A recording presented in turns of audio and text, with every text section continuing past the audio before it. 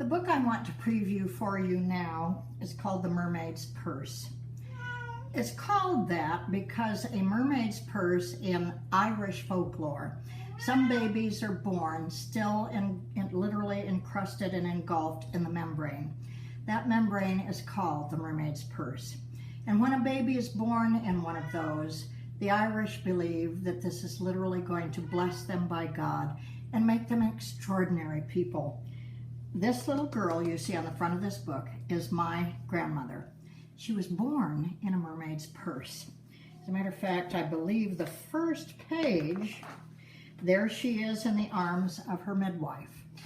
Now, what was odd is she was born in a raging thunderstorm. And my grandmother, after that, was drawn to storms, and storms were drawn to her, which is kind of important in this story. Because she was in a mermaid's purse, she was extraordinary. She was a child that they literally believed had been touched by God, that there was something very different and amazing about her. I do know this, that my great-grandmother used to read to her every night until she fell asleep. And this would have been when she was 1 or 2 years old. Well, my grandmother went on to become an amazing reader of books. She collected so many books that her father had to build a building behind their farmhouse that they called the Mermaid's Purse, because in it were her glorious books. Also, she felt that there was something unique and special, touched by God, I guess. Now, the story is not only about the building of the Mermaid's Purse, but the other thing is she was drawn to storms, like I say, all of her life. Before the storm happens that literally took out their farmhouse, she became probably the youngest librarian in 5 or 6 counties, because the Mermaid's Purse became a private lending library. She had that many books. She used to travel from farm to farm and encourage farmers to read her books, their children.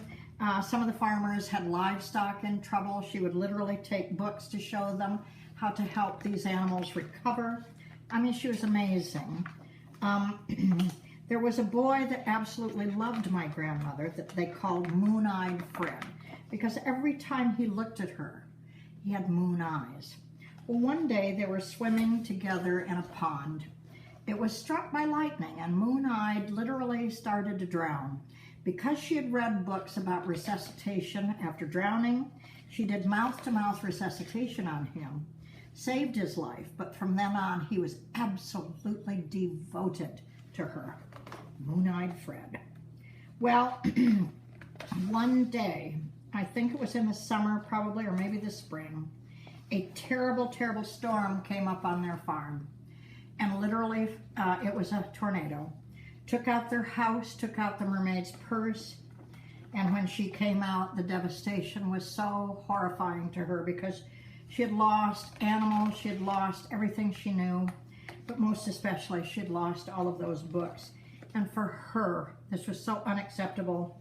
Apparently, my grandmother became very depressed. She didn't talk for almost a year. But the time came, they rebuilt the house. They also rebuilt the Mermaid's Purse.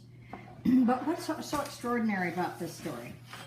All of the farmers that lived within 10 counties had gone out after the tornado and tried to retrieve books that were badly damaged, but they also collected books on her behalf.